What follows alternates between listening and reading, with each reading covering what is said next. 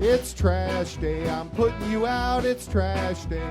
Putting you out, it's trash day. Putting you out of my mind. It's trash day, I'm putting you out, it's trash day. I'm putting you out, trash day, I'm putting you out of my mind. Now I'm gonna clean up, now I'm gonna clean up, now I'm gonna clean up the house. I'm taking all your garbage, taking all your garbage, taking all your garbage. And welcome to another Can Crusher Spotlight. I am your host, Mark Martinez, and today's episode, this one was pre-recorded, but nonetheless, these guys that I have on the show, the number one contenders for the Ohio Valley Tag Team Championship, they are known as King's Ransom. These guys are amazing. Maximus and Leonis Khan, we find out about their history of, wrestling. Just why they are in wrestling. What made them love wrestling. Why they are known as Maximus and Leonis Khan. And who they're compared to on the WWE roster and who they liked. Guys, these guys were great. There's a big show tonight in Kentucky where they are going to fight the War Kings and possibly take those OVW championships away from them and have them back on the show every week. Guys, we're getting a lot of wrestlers that just want to have their titles on their shows. Everybody's turning out to be Brock Lesnar, winning a title and leaving.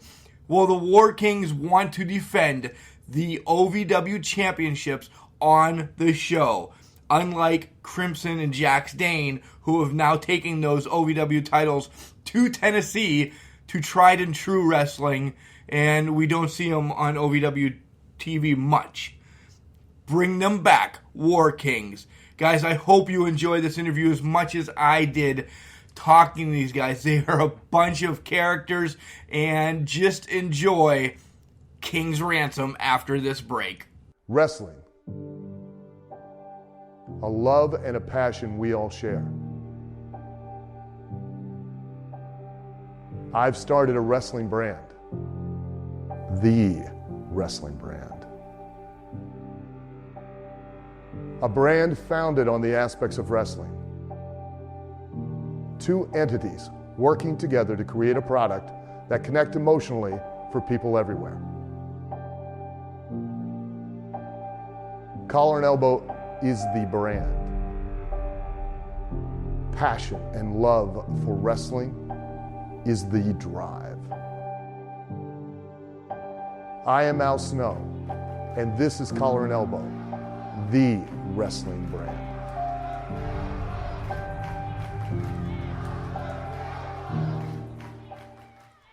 And I would like to welcome the hottest tag team on the market right now. It's Leonis and Maximum Khan. They are the number one contenders for the OVW champions, the War Kings, and we'll touch on that in a bit. But you guys are unbelievable. You guys are so hot right now that Al Snow personally called me and said, drop what you're doing and get these guys on the show now. Oh, man. Thank you. You're too kind. Thank you. That's right, baby. So, before we get into the OVW stuff, let's know more about Leonis and Maximus Khan, okay? We're going to get right from the get from you guys were growing up. And what got you guys in wrestling? It's weird, honestly. I could still remember the first time that I actually seen wrestling. I remember where I was at. When I first seen my first WWF on TV, it was just one thing that we turned it on TV, and ever since we laid eyes on it, we just got hooked. And that just became our whole childhood. I know we made sure that, we would never miss an episode of Raw and stuff like that. And then we definitely practiced it on each other. Yeah, we got in trouble a lot of times, unfortunately. That was one of my next questions. How often do you guys beat the hell out of each other? Well, not anymore now because he knows what's up.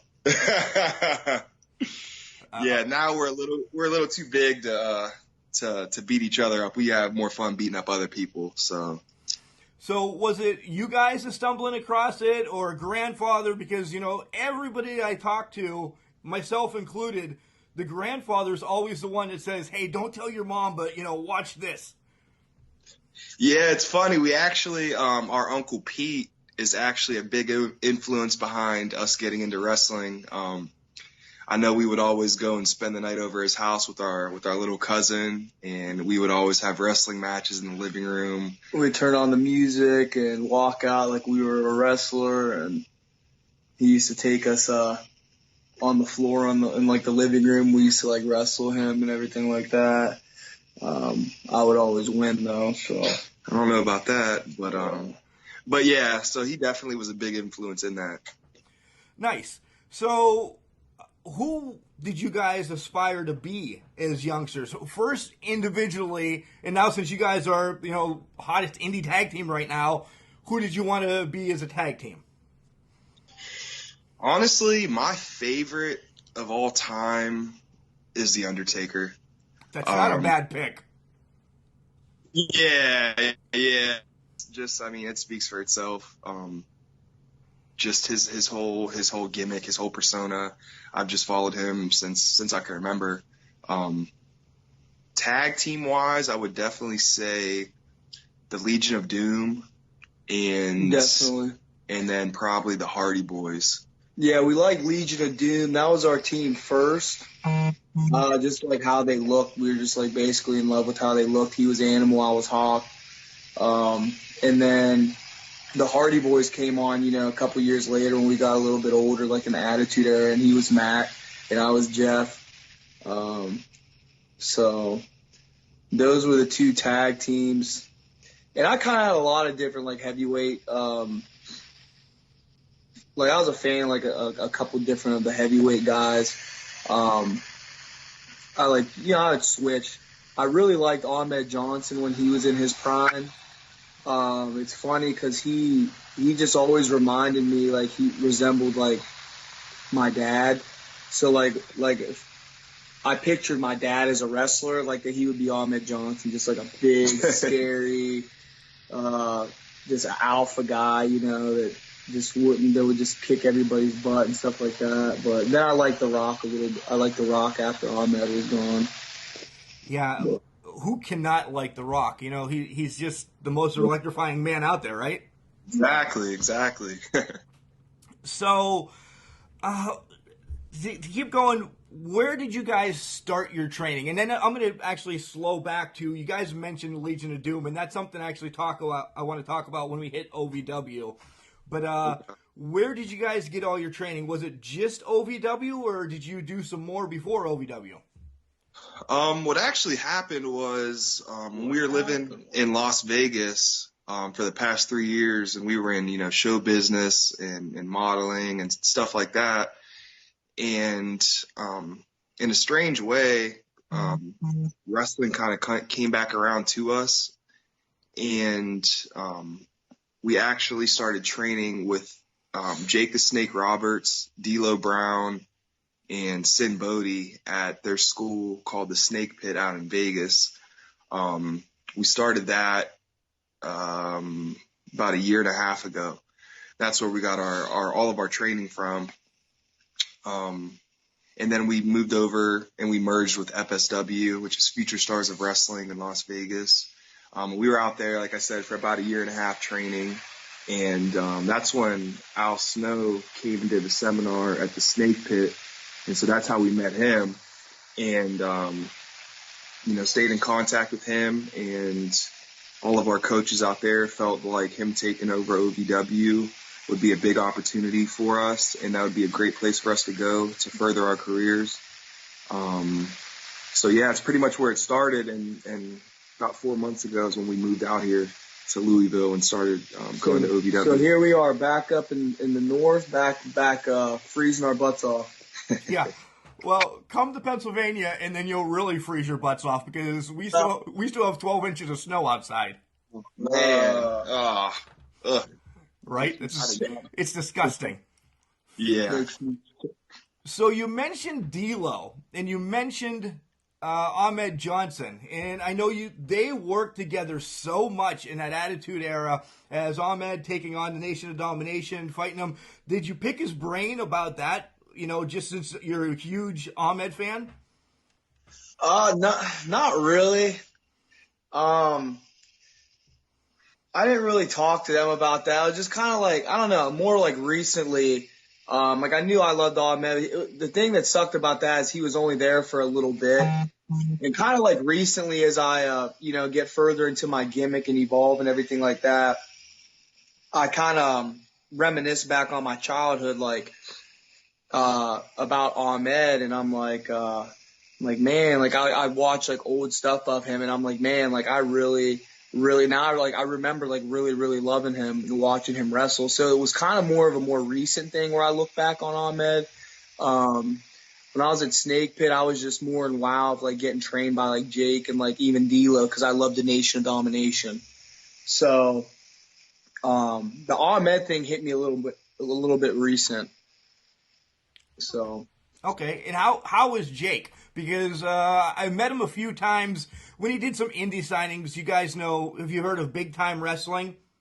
Yeah. Okay, he's come around our area and he did a signing and he's awesome. Just to pick his brain and talk to him for the 15 minutes that I had. Oh my God, the stories that Jake has, and what did you get from him besides your training? Man, he is awesome. You're right. he's a character. He is. He's a funny guy. He's a great guy. He helped us a lot. He tried to put the snake on us a few times. Did you let him? Oh no. No way. Yeah, he had us. We've been over his house a few times, just getting the opportunity to watch film with him, Travel to shows with him. get Get like him, that 4-hour car seminar. just picking his brain. It's just like, when you're a kid, you just have all these questions about wrestling, and then finally getting to, meet Jake and then just ask all those attacking him with questions. I felt like kind of like, all right, maybe we're asking him a little too much. But no, they love it. They love when we pick their brains, and he's a great guy. He really He's is. we look to him like he's like the godfather to us of like wrestling, He wasn't around the most, but when he was, it was just like super special to listen to him because he was just so busy traveling, doing his shows and all that kind of stuff, his comedy stuff. Whenever we got around him, we just made sure we made the absolute most of being around him and picking his brain. And I mean, of course, like you could tell, like Jake's a character, and but he is a really good guy. He really does. He's really helped us a lot. So like we really appreciate him for that. And then like Sin and D'Lo, like they were the guys in there majority of the time, helping us train and everything like that. But when Jake would come around, we all made sure we really listened up. I mean, obviously he's Jake the Snake Roberts. Yeah. So. Right? Why would you not listen to Jake the Snake Roberts? So Exactly. So, jumping back just a hair, was this always a dream to be a tag team together? I know you guys just said that, you'd roll around on your uncle's anything, out in the yard, out in the floor. But was this always a dream to be a tag team? Or, did you want to make it by yourself first and then a tag team? I mean, it was cool to be a tag team. I guess it was all right. I still want my shot. Anyways, yeah, it was always a dream. We've always been super close as brothers, It's always been a dream. Ever since we started watching wrestling, we watched it together. So everything that we seen, that we experienced, it was always together. And I guess it never even really crossed our minds, at least mine. I've always wanted to be a tag team because it's always been a duo in the sharing the same journey. So Yeah. unless he's Yeah, as I was saying, man, I still want mine. I was unaware that he felt like this, but I've been stuck with you enough. I've been stuck with you long enough, man. But yeah, that's always been our dream, and especially our mom is really big on us, doing things together. So it's really, really weird. Like, I remember being probably four years old. I remember having a dream that we were tag teaming, like the WWE, like we were professional. Like, it was like years, like we were like adults. And I remember having a dream. And I can still vividly remember the dream when I was like 4 years old with us, like, wrestling. It's weird. It was like we manifested it, at a young age.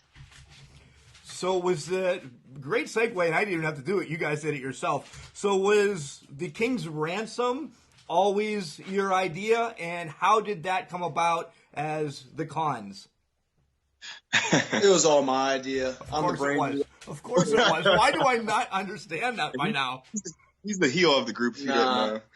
But no, I mean, just like any other wrestler, we started somewhere else. That wasn't our first gimmick. It was a lot of trial and error, and looking back on some of the old gear that we used to wear, and whose idea was that? And some of the our first gimmicks. Yeah. It really didn't work at first. But then we started to actually, D'Lo gave us great advice. He actually, when we were trying to find ourselves and our identity, he asked us, what would you like when you were a kid? The light bulb kind of went off. Yeah. And, what would you like when you were a kid? What would you look up to? And then we started brainstorming and putting a lot of different things together and a lot of different elements that we liked. And that's pretty much how we came up with the King's Ransom gimmick. We were actually about to go into the gym. We were in the parking lot, and the pre-workout kicked in, and we just started brainstorming and came up with pretty much the whole gimmick and just pieced things together. So we took a bunch of different pieces from the different parts of our life, pretty much. Try to merge it all into one type of deal. So it was a process, and it was kind of frustrating because we kind of got everything mechanically pretty quick.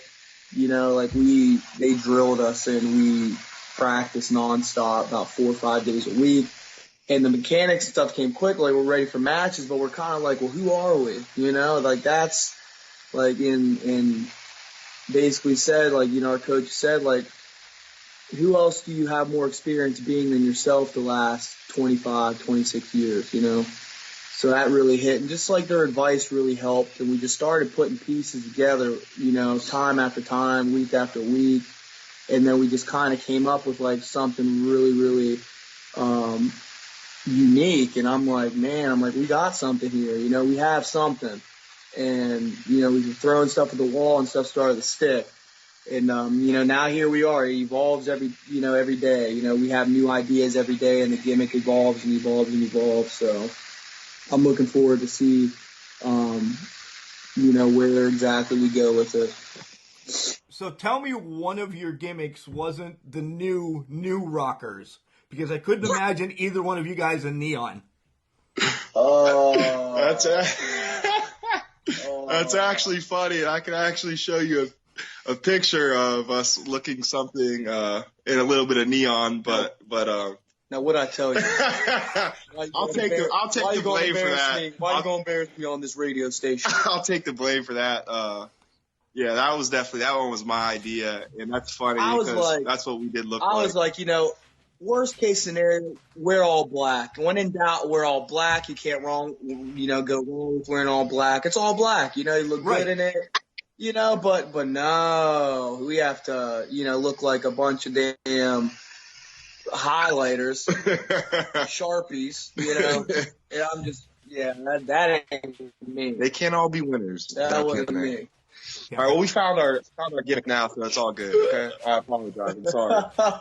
Yeah, this gimmick definitely is killing it. I love it. I was thinking maybe you guys were into Greek history or something with the Leonis and Maximus, the Cons. So it's a win-win for sure.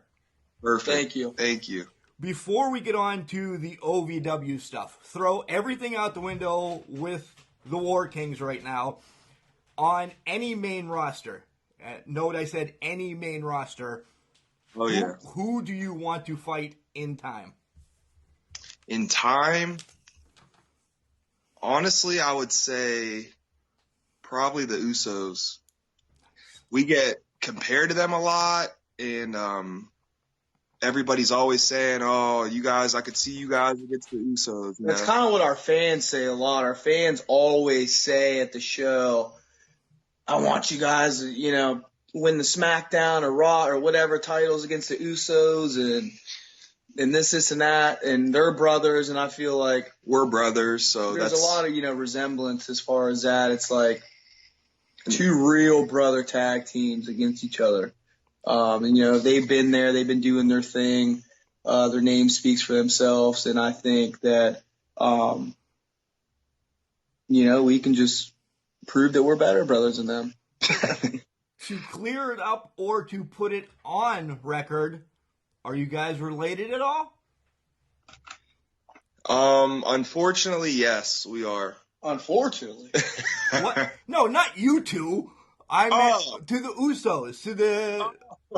No, not... everybody knows you two are related. Oh, okay. Actually, no, we're not. We met there. They have a younger brother, Seifa Fatu. He wrestles in Vegas right now. So we met him and talked to him a few times.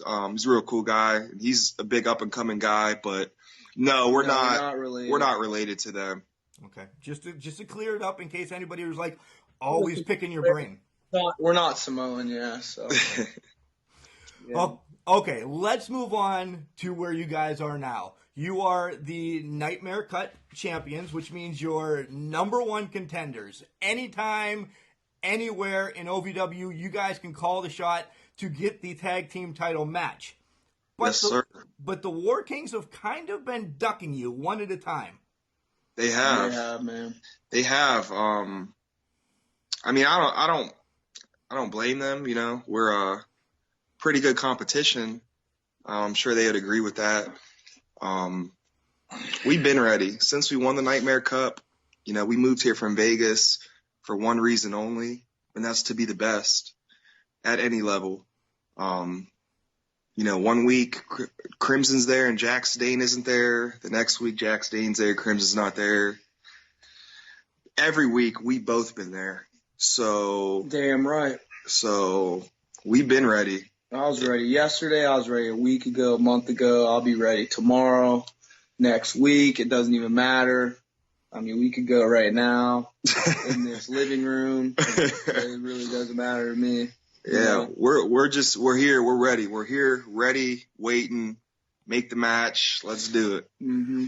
But you have two other stooges that are always on your tail in the entourage. Oh, man. What? Every time you guys go to capitalize on this, Shiloh and DL3 just happen to be around. I mean, last week we saw that you kind of took care of them, but what's going on?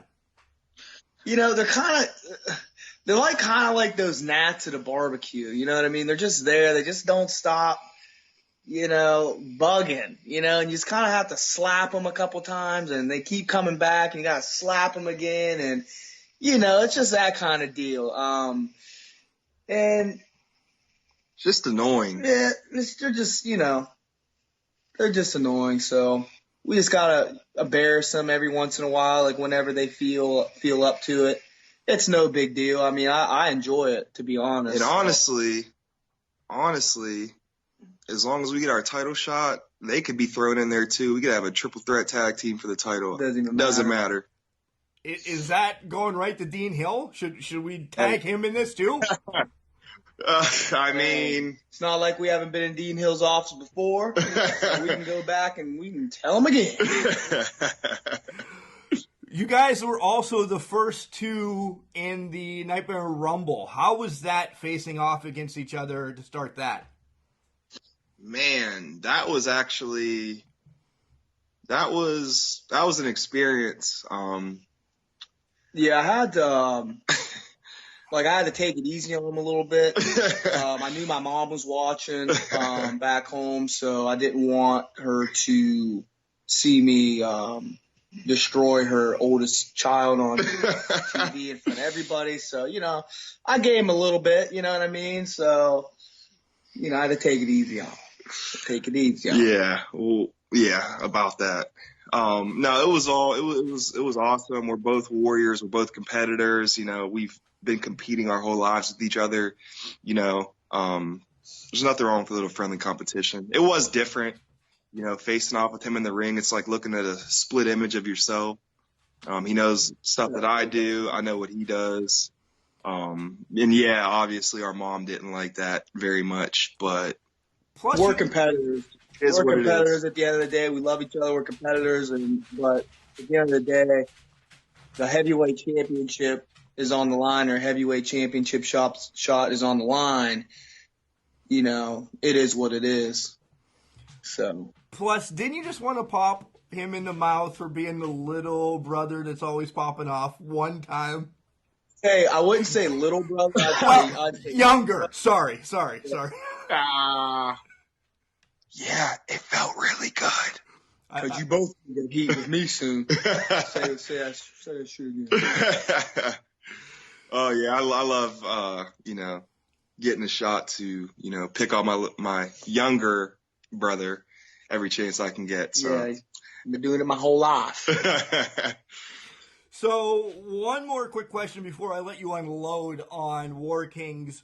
You guys have been in the business a little bit now, but what would you tell aspiring youngsters that want to be wrestlers? Give them a tad bit of advice to stick with them from now until they are where you guys are.